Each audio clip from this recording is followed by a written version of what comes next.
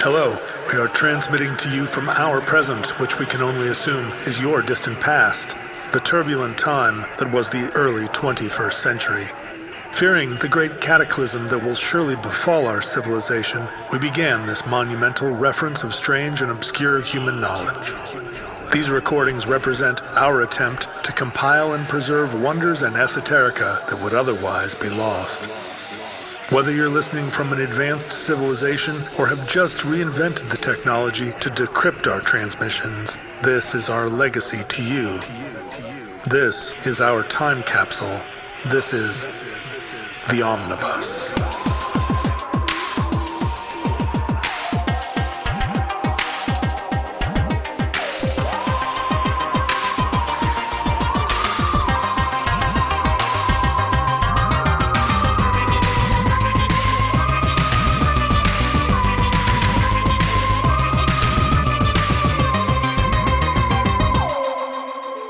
You have accessed entry 163.PS3508, certificate number 32575, the Bulldozing of Meigs Field. This evening, Lexi Suter takes a look back at the little airport by the lake, the former Meigs Field. Hi, Rebecca. Hey, John. Good to see you. Thanks for having me. Nice to see you. I'm afraid that as I said when we first came on the show, you're one of the first handful of people that have to do this show with me without my beard. It was a little shocking, but I composed myself. You did, yeah. I thought my mom was convinced that it would make me look a lot younger to not have my white beard. But it's unclear whether that's actually true. Yeah, I think the answer is probably yes, but also, what are you losing in the process? That's right. My gravitas, my authority. Yeah. Like in bus stations and so forth. Yes, but your voice that I hear, once or twice a week in my ears is the same, and I think that's what matters. Yeah, just close your eyes, I guess. Exactly. As most of our listeners don't have to worry about it because they're listening rather than seeing. But that's true. So based on the topic of your show, I am going to assume that you are from the Midwest of the United States because no one outside of the Midwest would have any idea what you're talking about. Exactly. And even some people in the Midwest. So I'm really excited to enter this into the Omnibus. But I've lived in Chicago for 20 years and my family is from here, even though I grew up in New England. And you've been to Chicago, right? What do you remember? What are your general impressions? What stands out? Well, Chicago is America's second city, or at least was until Los Angeles right. became whatever it is. And so when you're there, it is clearly a massive city. Yeah. But a lot of what makes Chicago a massive city is that it extends to the horizon. Yes. And so, and it extends to the horizon with just neighborhood after neighborhood after neighborhood. But like when you're in downtown Chicago, it kind of feels, it's clearly a city, but it kind of feels also a little bit like a town. It's easy. Yes. My one-line pitch for Chicago is that it has everything New York and LA has, but it's easier to navigate and has cheaper parking. So Michelin-starred restaurants, we have a lakefront, we have beaches, we have 2 major music festivals, used to be 3 with Pitchfork, but now, the fate of Pitchfork is up in the air. Right. But we've got Lollapalooza, Riot Fest. We've got 2 baseball teams, 2 airports. So doubling up on all the good stuff. But I did have a friend move here from the East Coast, and I think she was shocked at how big it was. And she even said to me, there might as well be rolling hills, which is funny because if you know Chicago, it's super flat. Yeah. But I think she just meant it just keeps going and going and going and like the rolling and rolling on. So it does. And, there are rolling hills all far away, like rolling hills. Like if you keep going, eventually it starts to roll. Yeah, they're in Wisconsin, which is where we go to spend the summer. So right, or even in Southern Illinois, it sort of starts to a little bit roll. Exactly. You have two baseball teams, but only one of them is beloved by anybody that doesn't live like within 5 miles of the baseball stadium, right? I will prove you wrong. I am a White Sox fan. Okay. Which is funny because I live, like I'm looking at Wrigley right now. I live about 5 blocks from Wrigley, but my dad grew up in the South Side, so he raised me as a White Sox fan, and I'm proud to represent. And I think they're actually doing pretty well right now. But I do, if I can open my windows on a night when either the Cubs are playing or there's a concert at Wrigley, I can hear it, which is actually really fun. It's fun to hear, Bruce Springsteen wafting through my windows in the evening. That's awesome. And I mean, I have made the mistake of wearing the wrong baseball hat in Chicago. And just unlike any other place in the world, I would actually get like heckled on the street. You've never worn a Yankees hat in Boston, I guess.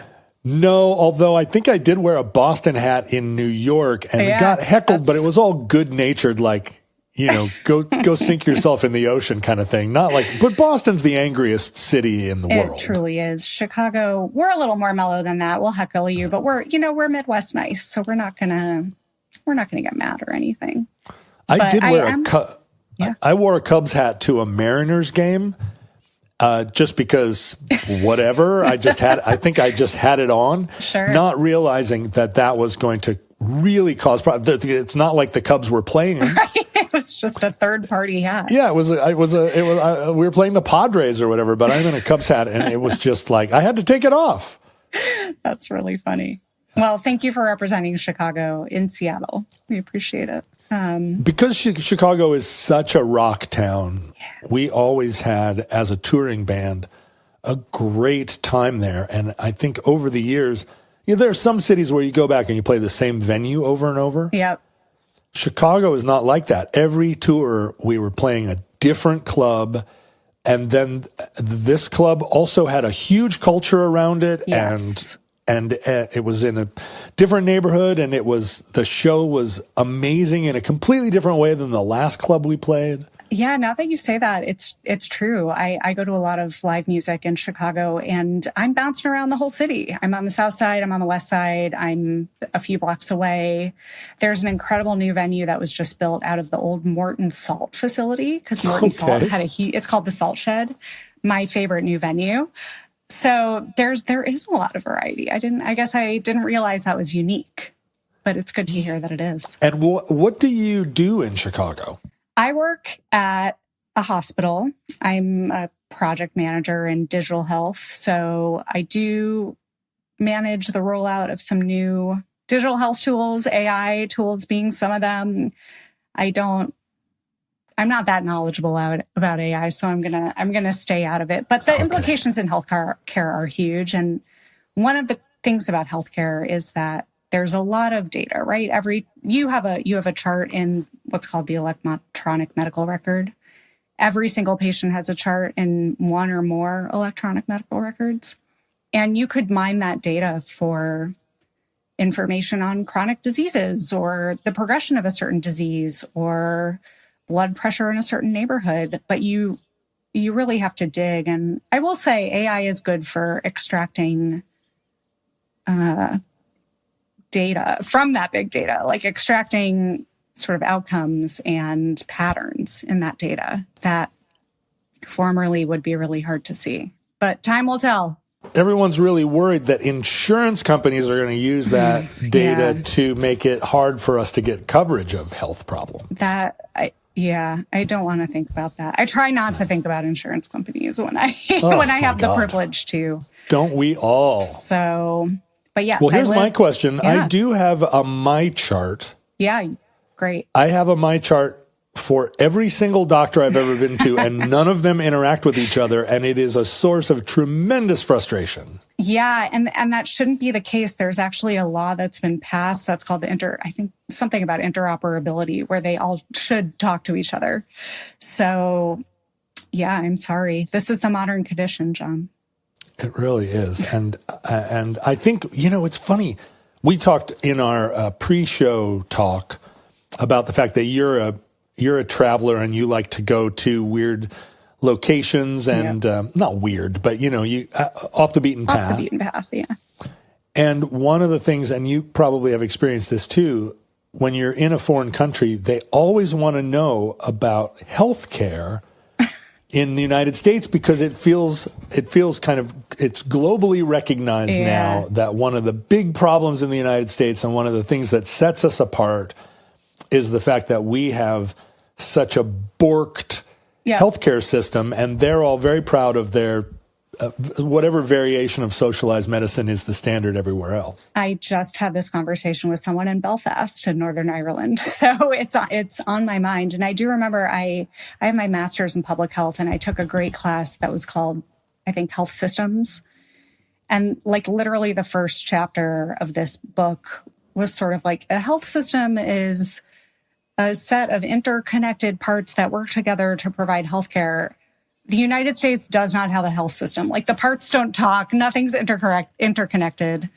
So it really is a giant mess, but can be very gratifying to work in when you think about the patient populations you're working with and the kind of impact you're making on them, especially if they're underserved. So I enjoy it as a field. And I have the privilege to sort of ignore the insurance bits and let other folks do that. I know, it's so funny, and this is one of when the idea of examining privilege first arrived on the scene, which really wasn't that long ago. Yeah. The primary motivating force behind it was this idea that we don't know when we have it good in some area. Intrinsic to that is not realizing that you have it better than others in these particular areas. Mm-hmm. And people that have healthcare as part of their job are ones, it's just, and I say this all the time about people that work in computers, they don't know how bad it is to use computers because their computers all work and have the latest everything, and they have no problems with memory, and they already know how to use them. And so they have no way of knowing that the rest of us hate computers. They don't know why we hate computers, and they don't know why we have problems with computers.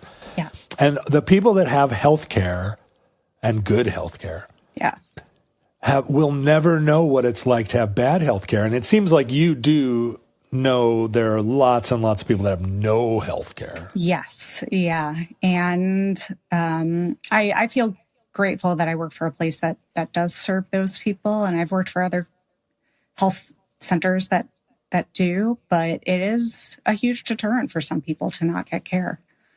And that, costs them not only in their health, but adds cost to the whole health system if things are left untreated. So we try, those of us working in public health and working in healthcare, not on the business side of things, just try to serve. But it's been cool. I live on the north side of Chicago and I work on the south side. So for the last 15 years have gone back and forth and get to see a large swath of the city, which is really cool. And do you take the L? I do take the L a lot, not typically to work because it requires a transfer that I won't get into. But I live a block and a half from the Red Line. My mom, when she visits me, really enjoys looking out the window and watching the trains go by. So that's a vision of my future. You think that's how you'll spend your retirement? Just sitting in a window? Probably. I'll have to stay in this condo forever because I have a good view of it. But no, it's we have Chicago has a working transit system, which is great. But my commute to work when I go in takes me along what I think is one of Chicago's most defining features, can you guess? It's the waterfront highway. Exactly. It is Lakeshore Drive, affectionately known as LSD, but not that kind. But Chicago, for those of you who've never been, or those of you who live in Europe and have a poor understanding of American geography, Chicago's on a lake. And a big lake. A big lake. Some would say a great lake. It is a very great lake. And as John can attest, you really can't see across it unless you're in a very, very tall building. And even then, you can only, on a clear day, see to Indiana as opposed to like Michigan or points further east. So Lake Michigan is where... it depends on which direction you're looking, right? And you kind of, if you're in a high building, you try to avoid looking at Indiana at all costs. It is, sadly, it's a lot of like oil refineries at the part of the lake that ends up in Indiana. But Indiana Dunes National Lakeshore, which I think is now a national park, nice spot. And of course, Michigan, lovely. So the story I'm going to tell you today kind of starts with the lake and how important that's been to the city of Chicago. And Chicago was founded at the confluence of Lake Michigan and the Chicago River. But we're gonna set the river aside, focus on the lake. Mm-hmm. So in Chicago, the lakefront and the beaches and the lakefront path, that is all public land. And I'll talk a little bit about how that developed, but you really can get on a bike or rollerblades or a skateboard, or you can run from the north end of Chicago to the south end, all on this public strip of parkway right by the beaches and lakeshore. And you can even go to Northwest Indiana on it, which I've had friends who've done. As many of you know, I've been seeing a pain doctor recently because I had to acknowledge at a certain point in my life that I suffered from chronic pain.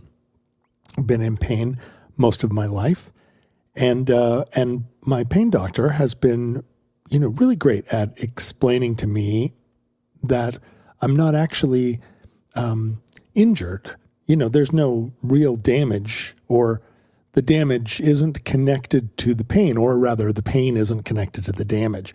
It felt almost like a Goodwill Hunting moment where she was like, "You don't deserve to be in pain all the time." And I said, "Are you sure? I do feel like I deserve it somewhat." But she was explaining that my nervous system was overreacting and reacting to having been trained to be tweaking all the time. I think that I have a lot of cortisol. I have a lot of just sort of stress response. I'm not a stressy person, but I do think, that's kind of a funny thing to say, because obviously there are a lot of stress hormones in my body, flooding my body all the time.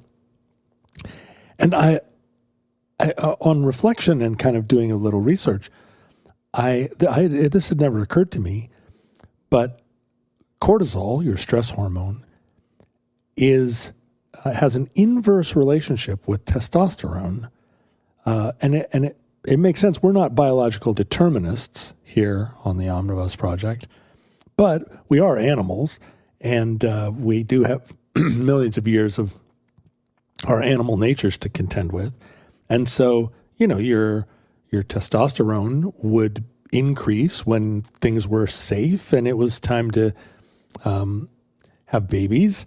And if things were unsafe and you were being chased by bears all the time, then your cortisol would go up and you would be both flying and fighting. And the two, if one goes up, the other goes down. And I think a lot of guys in middle age or late middle age who are experiencing like a decrease in testosterone, which has devastating effects on people, they don't realize this. There's this connection to increased cortisol, like they're under a lot of stress, and their testosterone falls kind of as a result of that. And so when people seek out testosterone replacement treatments, often you're just throwing testosterone at the problem, when in fact, it's the elevated cortisol. It's the balance between the two.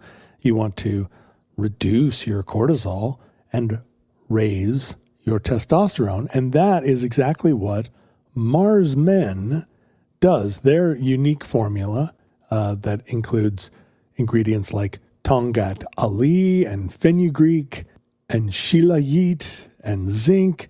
It's a unique formula that manages that relationship between cortisol and testosterone, trying to seek a healthy balance. And I'm looking not only, to manage my pain, but to increase my my energy levels without using more caffeine or stimulants of any kind, to try and find this natural balance. So Mad Men has been sponsoring our program, and I'm very grateful to them for it. And their limited time offer through Omnibus Project gets you 50% off for life. It's not just 50% off for your first order or something like that. It's 50% off Mars Men for the lifetime of your subscription, plus free shipping and 3 free gifts. Go to mengotomars.com. That's mengotomars.com for 50% off for life and 3 free gifts. After your purchase, they'll ask where you heard about it. Please support Omnibus and tell them that Omnibus sent you. So go to mengotomars.com and try Mars Men today. Well, let me ask you, Chicago did the thing that New York did, that a lot of cities did. Seattle did it, San Francisco did it, where they built a giant highway right on the beach. We did. And when did that happen, and what was the logic? That's a good question. I don't know without looking up. I understand the logic, right, which is there's nobody in the way. Yeah. I don't know when exactly that happened. I will say the nice thing about Lakeshore Drive is no trucks are allowed. So as opposed to the highway where you're getting stuck behind semis and tractor trailers, it's not the case on Lakeshore Drive, which actually makes it a much more pleasant driving experience. It does, yeah. And the way Chicago's laid out, it's a grid. Every quarter mile is like a major arterial street, and that's where the buses would run east-west or north-south. And that's also where the entrances to the lakefront path are, that are usually underground. Or in the south side, a lot of them are above Lakeshore Drive. So you can pretty easily get to the lake as a pedestrian. Yeah. And it is kind of weird that there's a highway there, but it's not too unpleasant, I will say. Yeah, but Cleveland has one too. You have to get over the road to get to the beach. The beach isn't as nice in Cleveland, I have to say. Yeah, I went there last year, and we'll actually talk about that a little bit. Okay. Cleveland shows up in a little bit, but Chicago was incorporated just before Seattle was, in about 1837, I think, right at the confluence of the Chicago River and Lake Michigan, and grew pretty rapidly. As you know, there's a lot of railroads here. We were sort of one of the gateways to the West, a lot of slaughterhouses and kind of heavy industry.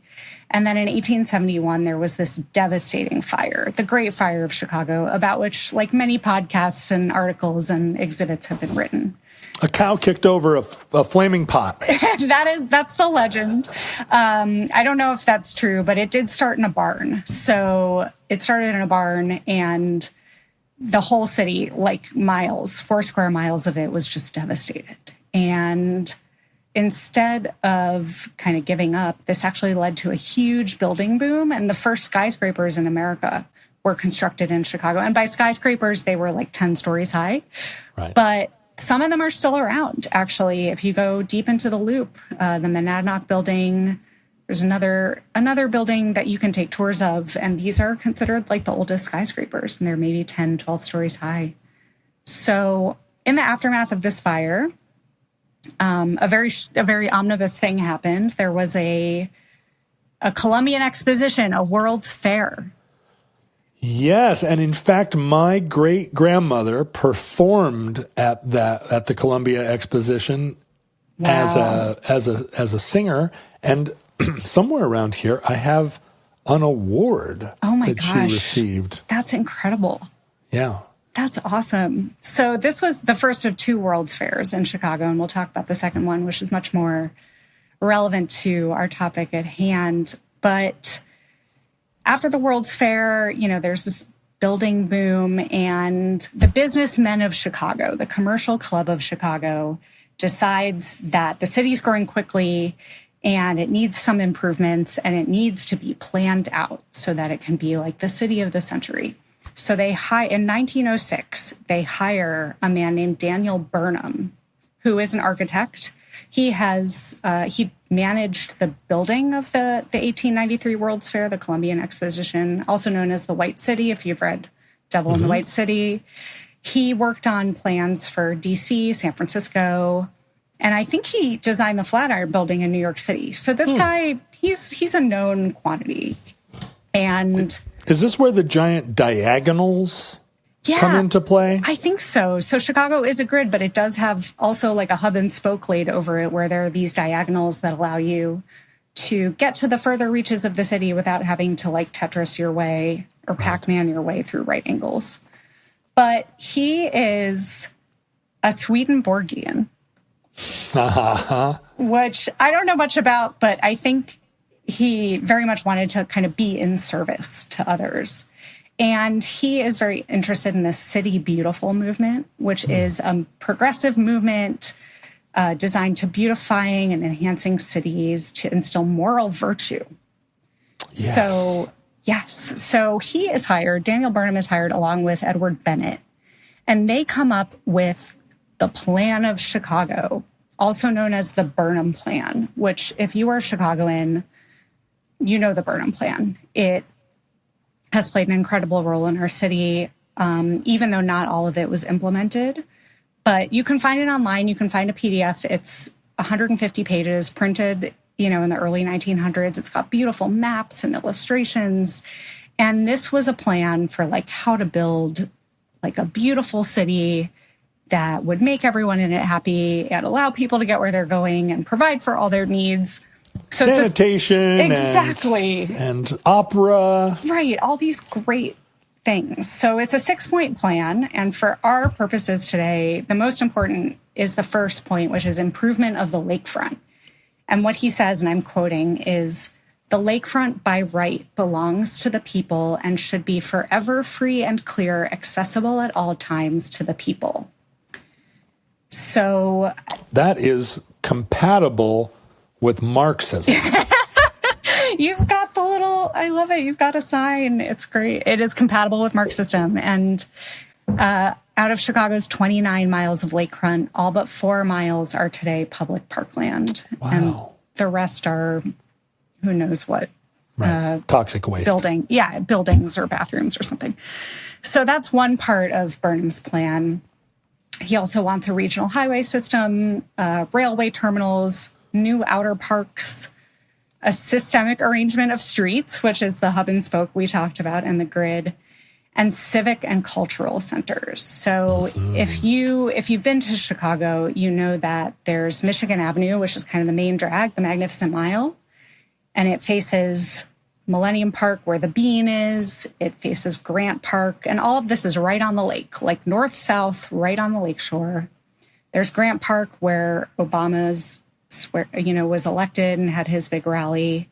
And then just south of that, at the very end of what we call the Loop, the very south end of the Loop, is a peninsula that juts out into the lake called Museum Campus. And that is where Soldier Field is. If you're a football fan, that's where the Bears play. That's where the Field Museum of Natural History is, the Adler Planetarium. Have you been to that area? Do you know what I'm talking about? So yeah, that's such a great part of Chicago now. Yeah. Were you there before? I moved there in 2007, but had grown up visiting because my parents grew up here and I have a lot of extended family here. And we'll talk, the ultimate event of this episode we'll discuss, and I do remember it. But you do. You're probably too young to have. But there is this renaissance that went on, and I have some ideas about why that will come up. But this part of downtown that we're discussing, this museum campus, this was somewhat a part of the Burnham Plan. So it's next to an area called Northerly Island. And Northerly Island is the only park to be built as part of the Burnham Plan. The rest were kind of strung together or had already existed. And it is, I think, landfill. Yes, it's landfill. If you're looking at a map of Chicago, because I know some of you are driving in your car, I want you to get a good visual. So split a piece of paper down the middle vertically. And on the left-hand side, you have the city of Chicago. On the right-hand side, you have the lake. So that's east. Northerly Island is this little spit of landfill that sort of juts eastward into the lake and then south. So it creates like three sides of a rectangle with the shore. Yeah, it's a dongle. It's a dongle. Great. And it creates a little harbor for boats. It was built in 1925. So, the Depression is happening. Support for this big Burnham plan has sort of waned because there's other economic pressures happening to people. But this park was built. It's about 120 acres. And it was spearheaded by Burnham's partner, Edward Bennett, because Burnham had died. And Bennett, even though it was supposed to be parkland, Bennett always thought it would be a good spot for an airport. This is what year? 1925. Airplanes are really taking the world by storm in 1925. They're taking the world by storm. And in 1933, Chicago has its second World's Fair, which is the Century of Progress, I think. I may have gotten them confused. I don't know. It may be that the first one was Century of Progress. But either way, there's another World's Fair. It takes place on Northerly Island. And no one could do flying demonstrations, John. Oh, my God. There was no airport. There was no runway. Where was the nearest airport to Northerly Island? Yeah, I think Midway or O'Hare. So at that time, Midway existed. It was called the Chicago Municipal Airport on the far southwest side. And O'Hare existed as Orchard Field, which is 22 miles from the Loop. And in 1933, 22 miles from the Loop is like you're in the cornfields. Right. A biplane would run out of gas after 22 miles. Yeah. And if you've flown into O'Hare recently, you know that it's not cornfields. It's warehouses and really highways. Isn't. And there's even some tall buildings there. Yeah. There's like a Radisson or something. Right, exactly. So I've stayed at that Radisson. Ugh. Yeah. So there's this wealthy publisher named Merrill C. Meigs, and that's Meigs. But in Chicago, we pronounce it Meigs. He's a pilot, and he was like, we got to turn Northerly Island into an airstrip. Orchard Field and the municipal airport are too far. We don't have the L yet, or the L doesn't go all the way down there like it does today. So we need an airport closer to the city. And Northerly Island is shaped exactly like an airport. Yeah. Right? It's just the way you would build an airport if you had every bit of landfill at your disposal. Yep. And you need like a taxi lane and a runway, and it is long and narrow. And the airport was eventually built in 1948. So after the war. Yeah, after the war. Oh. After the war. And it was built in 1948. And I shout out to the Chicago Historical Society. I used a lot of their resources for researching this, but they had a great line in their Chicago encyclopedia that says, in 1948, the city opened a commuter airport, later called Meigs Field, on Northerly Island, completely abandoning its original intended use, which was parkland. Right. Public, free and open to the public. What's interesting, and I don't know why I know this, but Chicago is also the windy city. Yeah. And the wind is extraordinary there, can be. Yeah. And you think of the wind as coming directly across the lake or down from the lake or whatever, but the prevailing winds in Chicago actually come up from the south, and Northerly Island is oriented north-south. Yeah. Another thing that makes it a perfect airport, because you can, if you're landing to the south, you've got this headwind that keeps your plane aloft at 5 miles an hour. Like it's exactly what it's, when an aircraft carrier goes to launch or receive airplanes, it turns into the wind. Okay. Because that's very helpful for airplanes. The wind makes it seem like they're going faster than they are. See, I knew this was the perfect topic for you. This is what we're learning. So that was another advantage. Another advantage, yeah. And my parents live on the East Coast, and a lot of people always say to me, "Isn't it so cold in Chicago?" And the truth is, the East Coast gets our weather just a day later because those winds just push out. So like it'll be raining in Chicago, and I'll call my mom the next day, and she'll say it's raining, and I'm like, "Yeah, it was just it was just raining here, or like a heat wave will like go from west to east. So there really is that pattern of air that kind of comes up from the south and like over. And okay, so that's a great orientation for Meigs Field. And it starting in 1948, it's a commuter airport. It's mostly for businessmen and recreational pilots and politicians commuting from Springfield, which is our state capital. And that's about a 2.5-hour drive south, right in the middle of Illinois. So it becomes like this commuter airport for politicians. And by 1955, only 7 years later, it is the busiest single runway airport in the U.S. Wow, no way. Yeah, and have you ever played Microsoft's Flight Simulator software? Okay, I wasn't going to say this, but even before Microsoft, I have to say, maybe I'm wrong.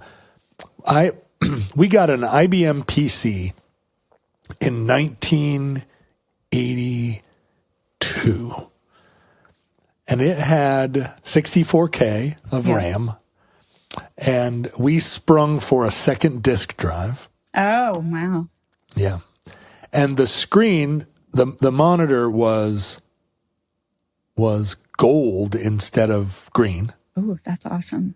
Because my mom was a computer programmer. We worked in computers. And the first and I think only video game that came loaded with that computer was Flight Simulator. Wow. And Flight Simulator was not a very great video game, but it was oriented on Meigs Field. Yes, so it becomes a really well-known field because the base airport in Flight Simulator is Meigs. So is that because it's close to the city? Took off. Wow. Well, yeah, because that's the thing. The Flight Simulator was a terrible video game because you're just flying in a completely empty space and there's a horizon. Yeah. But there's no scenery. You're just flying at the regular speed that you would be flying, which is already boring. And then there's nothing to do or see. Mm-hmm. But from Meigs Field, they built the Sears Tower and a few other buildings just sort of, out of dots or whatever, very sketchy outlines, but it gave you an orientation so that from the airport you could see a city, which was enormous, right? And so I flew around those 4K buildings. And you could, I think, even fly through them. I don't remember, but yeah, so that was how I first learned about the airport. That was really my first exposure to the city of Chicago. It was that damn Flight Simulator program. That is how Meigs Field becomes known. Probably because it's right on the waterfront, and it was a good, like you said, it provided some good orientation. So that's the first part of our story, which is there's the Burnham plan. There's this plan for this public parkland on the lake, and now there's a small airport on it. So we're going to go to the second part of our story, which are the mayor's daily. So, not Mayor Daley, but the Mayor's Daily. The Mayor's Daily, another omnibus, topic of note. What do you know about Chicago politics, John? Tell me. Well, my dad was a Democratic Party operative for Kennedy in 59 and 60. Yeah. And was his advance man, which is to say that when Kennedy was going to go to an American city to give a speech and stay in a hotel or whatever, my father would arrive there 2 days before, talk to everybody, work it all out. He had a team of people that were working for him, but he was the guy that would go shake all the hands first. And so he encountered the daily political machine, the Democratic political machine, and believed from that exposure that what Washington needed was a Democratic political machine. Wow. And to use machine politics to accomplish, Democratic ends here in Washington. And after Kennedy was elected, rather than go work for the administration, which I'd never heard a coherent story from him or my mom or anybody about that decision, he came back to Washington and tried to reform Washington State, the Democratic Party in Washington State, and had a whole group of young, radicals, and they were this was just the future of politics. Yeah. And they lost the fight here. Wow. And as a result, got sidelined and were kind of pariahs in the Washington Democratic Party. And I think it's what my family believes is why my dad didn't hold higher elective office, because he planted a flag on this version of politics, and it turned out that that was not what was going to happen here. So I heard about Daley and the Chicago scene a lot from that perspective. Yeah, and that's interesting because machine politics, and for listeners who are not familiar, Chicago-style politics or machine-style politics is this style of leadership where you get people in the neighborhoods to kind of get out the vote for you. Vote for Daley, vote for Daley. And then once Daley's in office, he gives you all these kickbacks, and he makes you like head of streets and sanitation and head of the police department. And it's more of like a boss when you think of like a mob boss. So it's usually spoken about like in derisive terms, but it seems that is that you hit the nail on the head, which is you do get stuff done. And Mayor Richard J. Daley, who is the senior, he was mayor of Chicago from, in the 60s. He was mayor for 22 years. I mean, he just ran Chicago for basically a generation. And he is credited with saving Chicago from the fate of other Rust Belt cities that were declining in the 60s because of this, in part because of this machine style politics where, friends and family members and people who worked for you got great city contracts and really got stuff done in Chicago, but it was all coming from the top down. When my mom talks about my dad's politics here in Washington, his defining role was that our very powerful governor from that era, Governor Rossellini, who still is revered. Yeah. Rossellini appointed my dad head of the patronage committee. Whoa. Which was, it was my dad's purview to hand out those big deals to all the big players. And my mom talks about it at the time if you talk about my dad's life, she'll say, for a while, he was the most powerful man in Washington. I believe it. Because the governor just gave him this patronage committee, and my dad was a liberal, right? Yeah.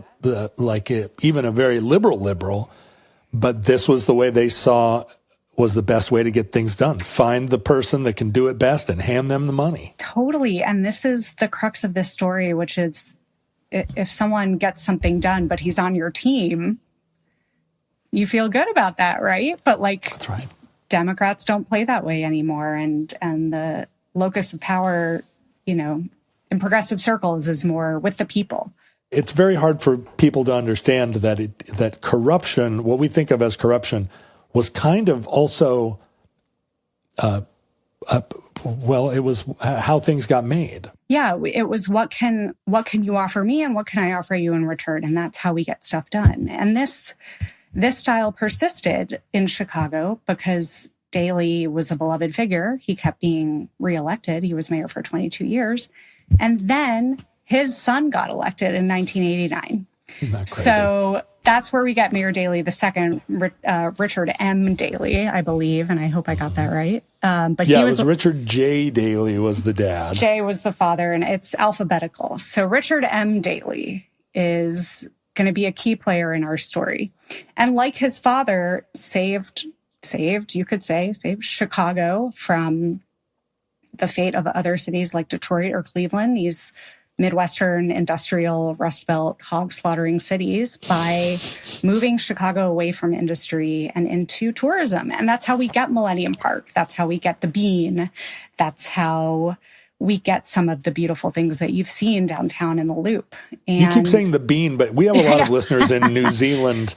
Yes, they're like, just explain bean? Briefly what the Bean is. The Bean is a sculpture called Cloud Gate by the artist Anish Kapoor, I believe.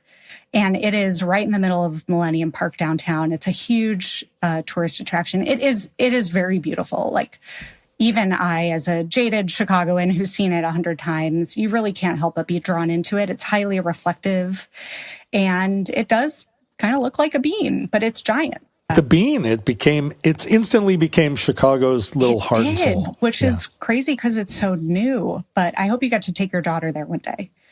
Yeah, she's never been to Chicago. Oh, well, happy to plan you an itinerary. Okay, good. The other day I shaved my beard. I was under pressure from my family to show my face again after all these years. And I did shave my beard, and I've been walking around barefaced. And so when I see photographs of myself, I'm always kind of taken aback because at first, like, obviously you recognize your own self, but I kind of don't at the same time. And one of the other factors, in addition to not recognizing my beardless face, is my hair is very different now as a man in my 50s than it was even 5 years ago, let alone 10 years ago. And when I see myself, when I see photographs of myself now, I'm very conscious of the fact that my hair is a different texture and a different density, let's say. It just has very different thickness, if you will. And I don't like the self-consciousness of walking around without my protective beard on my face. But believe me, I really don't like the self-consciousness of walking around without my protective full head of hair.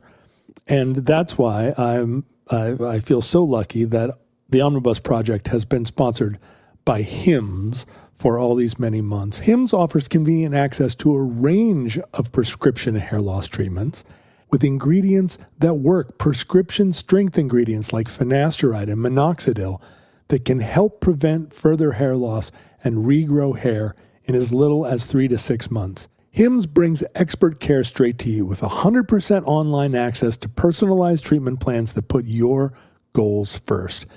Hims lets you find the right hair regrowth treatment for you. With flexible subscription options, access to 24/7 provider support, and once-a-day treatment options that fit your daily routine. So for simple online access to personalized and affordable care for hair loss, ED, weight loss, and more, visit hims.com/omnibus.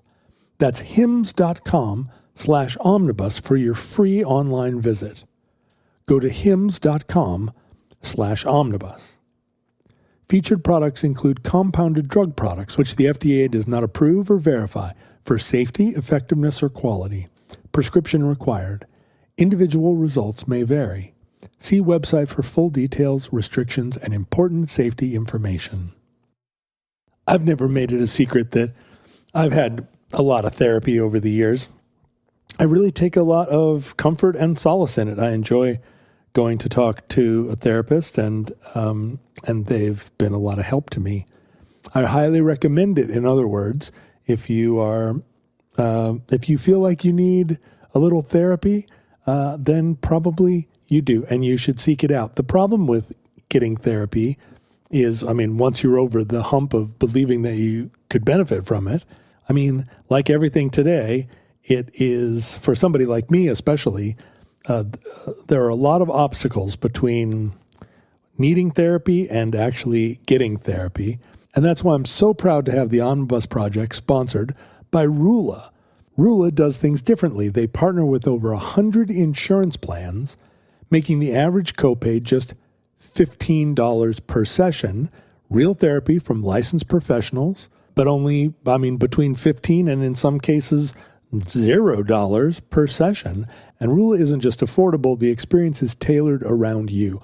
Other online therapy platforms match you with the first available provider, whether or not they're the right fit. Rula considers your goals. It considers your preferences. It considers your background. And it gives you a curated list of licensed in-network therapists who are actually aligned with what you need. There are no wait lists, no frustrating back and forth. Rula makes it easy to find a mental health provider who is accepting new patients, and appointments are available as soon as tomorrow. Plus, Rula sticks with you throughout your journey, checking in to make sure your care is helping you move forward.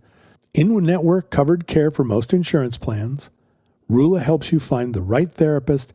It's true end-to-end care, and Rula supports every aspect of your mental health journey. Thousands of people are already using Rula to get affordable, high-quality therapy that's actually covered through their insurance. So visit Rula, RULA.com/omnibus to get started. That's RULA.com/omnibus. You deserve mental health care that works with you and not against your budget. So a lot of that is Richard M. Daley II, and he was hugely popular. He got reelected. And in 2003, where the climax of our story is, he got reelected with 78.5% of the vote. Amazing. So that brings us to, let's back up a little bit to the 90s. So he's elected in 1989, and in the mid-90s, he announces that he wants to close Meigs Field and put a park in its place as originally intended. And it turns out that Chicago had this unique agreement with the FAA that gave him an escape clause. Oh. And I'm going to read this quotation. While most federal grants to airports specify that the airport must remain open 20 years, the Meigs grant obligated the city to maintain the airport only for the length of its lease for the land. Meaning that if the city canceled the lease, the airport was no longer under FAA jurisdiction, I think. Whoa. That's my interpretation. And sure enough, in 1996, the Chicago City Council approves plans to turn it into a park, and the park district refuses to renew the lease for Northerly Island. So who are the people that want it to stay an airport? Yes, this is great. So there's like a huge outcry from the aviation community. Right now, where we are in the 90s, in the late 90s, it is still functioning as an airport, but it's basically a private airport controlled by the city, and the city can do whatever it wants to it. And the Republican governor at the time wants to keep it open. We need to have it for politicians. What if the president flies in?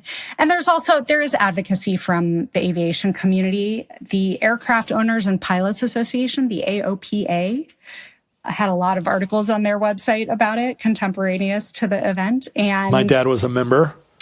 There you go. So they did a lot of lobbying, PR efforts. They filed a suit to seek an injunction to block the park. There were, Friends of Meigs Field organizations. And the governor is saying that Meigs Field generates $57 million annually. And city council is like, actually, it's more like 1 to 3. Yeah, but I mean, Oprah generates $50 million worth of, or more, right? It's true. When Harpo Studios was open in Chicago, she was probably generating $50 million annually. So there's a big response from the aviation community and the governor and people in Springfield of like, we have to keep Meigs Field open. So it's operating, but it's tenuous. And Mayor Daley is like, I've been advocating for converting it into a park since at least the 80s, and it was always part of the plan for Chicago. So in 1996, there's this article in the New York Times called Heavyweight Brawl on Lightweight Airport. And it just, I know, great. It described how this was becoming a really big fight and no one could really figure out why. And a professor of political science was quoted as saying he was surprised the governor and the mayor were willing to go to bat over this. There aren't a lot of jobs involved. There isn't a lot of money at stake. What the real deal is, I don't think anyone knows except them. So this fight is going on. Mayor Daley wants to bulldoze Meigs Field. Everyone else is like, no, don't do it. And this brings us to the event of the podcast, which is on March 31st, 2003. So that's 7 years after the lease expired. Right. Chicago woke up and looked at the Tribune and looked at the Chicago Sun-Times, and they learned that the night before, Mayor Daley had ordered city crews of heavy equipment operators to bulldoze 6 giant X's into the 3,900-foot runway at Meigs Field. And for those of you watching on video, John has a picture of this that we'll throw in here, but it is exactly that. Chicago woke up to these aerial photos of an airplane runway with 6 giant X's just carved into it. Totally unusable runway. I remember this like it was yesterday. Yep. Because we played in Chicago a lot, and I remember also waking up and seeing this. Like, what was the experience? It just felt like a vandalism. But I don't know why I cared, except for Right. Microsoft Simulator. Right. And can you imagine now, like Mamdani or Karen Bass, like bulldozing X's under the cover of night into a small airstrip? I mean, it would just there would be such an outcry. And there was a little bit of an outcry, but I think the majority of Chicagoans were sort of bemused, look at what Right. Mayor Daley did now, Right, and who cares, right?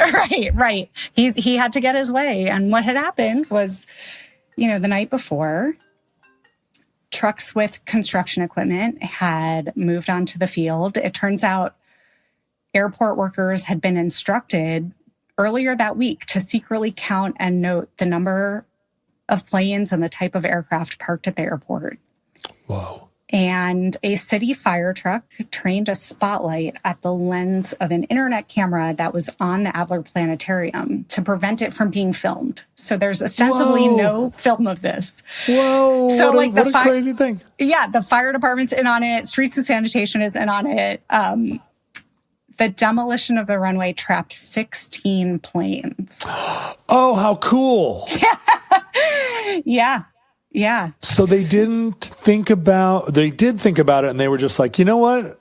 We're going to barge these planes off of here somehow, and it's not our problem. Under the cover of night, no one's going to get a warning. We're going to trap these planes in. That is, we're taking this over. So the AOPA president says, the depths of Daley's conniving continue to astound me. Has the man no shame? Has the man no shame? And it turns out he has no shame, because he says he did this out of concerns for security in a post 9/11 world. Everyone knew this was fake. Everyone knew this was an excuse, and he later recanted it. Security, of course. What a weird thing, but that still works. You can still say security and do almost anything you want. Right, in air quotes. He said it would save the city more costly court battles, and he said, and this is a quotation, "To do this any other way would have been needlessly contentious." Yeah. So his actions are technically legal because the airport is essentially privately owned by the city or the park district after the release is gone unrenewed. Yeah. But it turns out he was fined eventually by the FAA and did have to pay $1 million. Well, the city had to pay $1 million of federal airport improvement funds that the FAA said were misspent on demolition. But a few days later, the planes that were trapped there were allowed to take off using the taxiway. So that, oh, sure. Yeah, that is how they got those planes off. And what happened? So what's going on now with this land? This year, a journalist for Flying Magazine said that the only good thing to come out of the loss of Meigs Field is that it served as a wake-up call to other endangered airports. What? You mean there's no other good thing that came about as a result of this? This is where I disagree with him because, John, I think Northerly Island Park, which is what eventually developed out of Meigs Field, is one of the most beautiful areas in Chicago now. It's gorgeous. It has its own lake, right? It's a lake on an island inside of a lake. Yes, it's got this little inlet.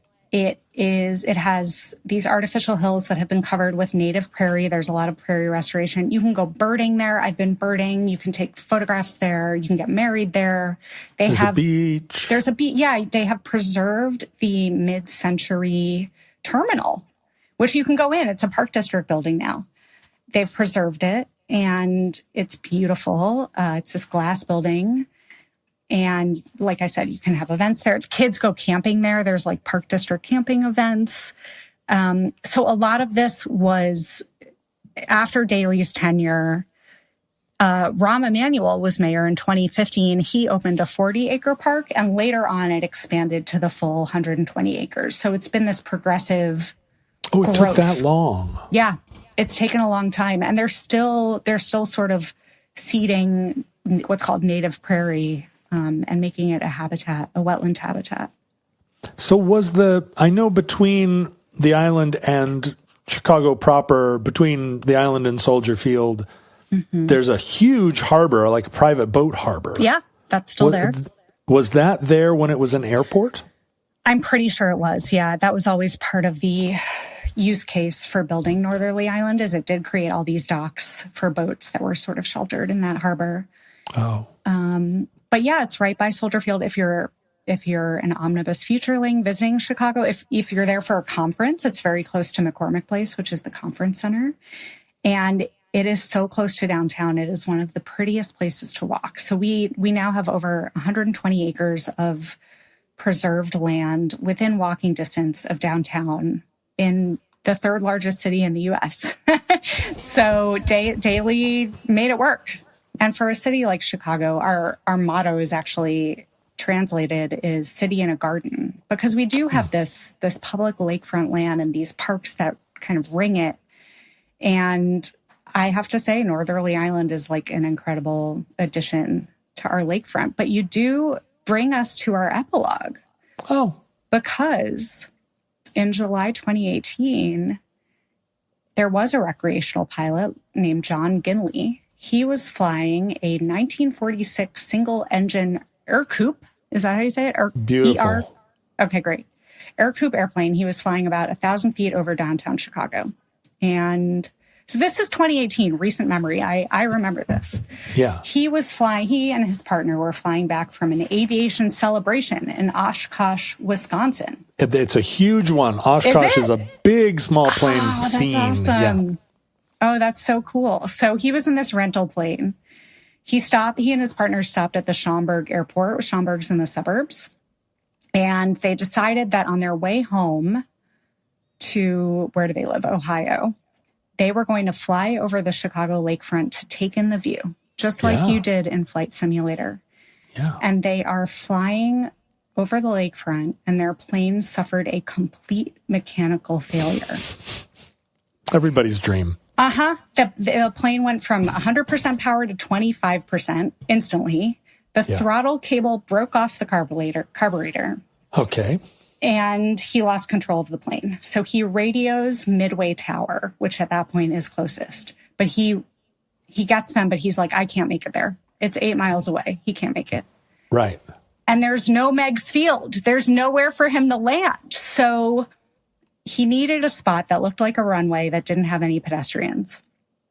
And the air traffic controllers at Midway tell him to land on Lakeshore Drive. And he flies under the 35th Street Bridge, which is one of the bridges that connects pedestrians to the lakefront. There's 14 feet of clearance. So another omnibus topic, flying underneath bridges. And when you hear an interview with him, he says, I didn't even see the bridge. I had tunnel vision. I just had to land this plane. And he safely landed it. And I remember this because I drove on Lakeshore Drive to and from work every day at that point. And I remember seeing a plane and being like, why is there a plane on Lakeshore Drive? This is my highway. So he survives. He's now an FAA pilot examiner. There you go. And there is a great episode I want to recommend to listeners. You can actually hear his Mayday call, and you can hear him being interviewed on WBEZ's Curious City podcast from November 2025. So if you want more of this story, listen to him there. I'm putting out the call to all Futurelings to visit Chicago if you haven't. Walk around Northerly Island. It's truly a gem in almost any weather. And I hope to see you there or under the bean. And that concludes the bulldozing of Meigs Field, entry 163.PS3508, certificate number 32575 in the omnibus.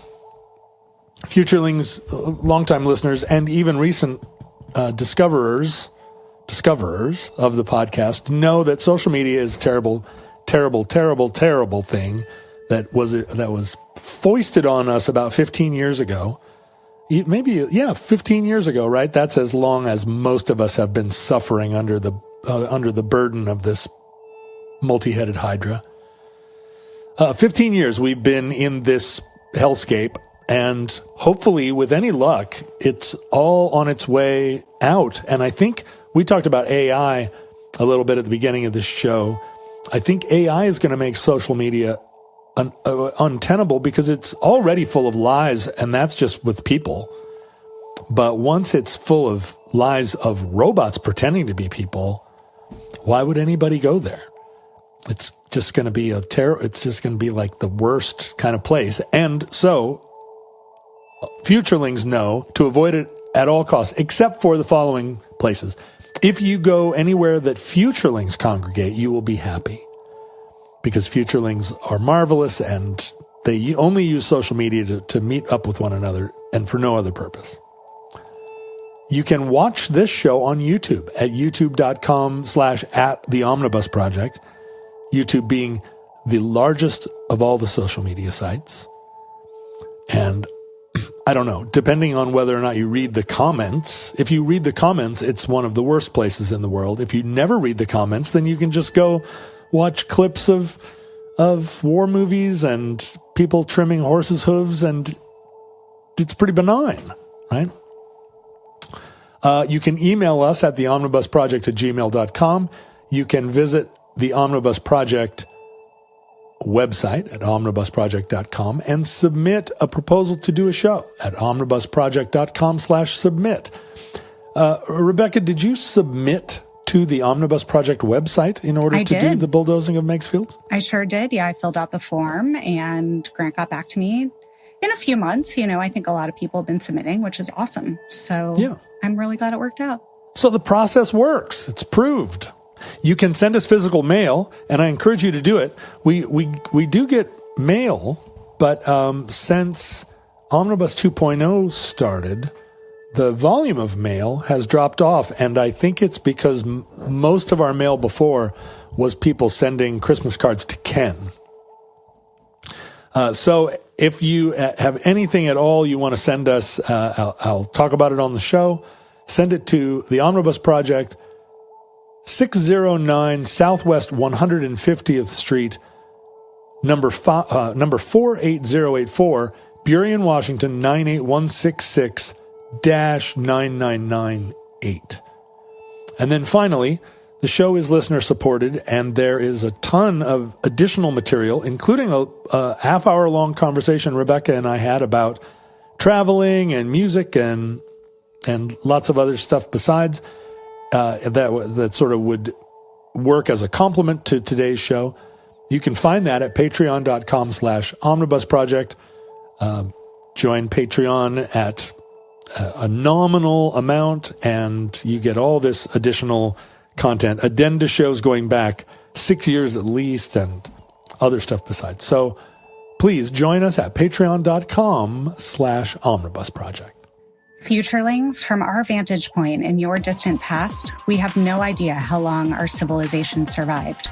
We hope and pray that the catastrophe we fear may never come. If the worst comes soon, this recording, like all our recordings, may have been our final word. But if Providence allows, we wish you many goods and cheese and hope to be back with you soon for another entry in the Omnibus.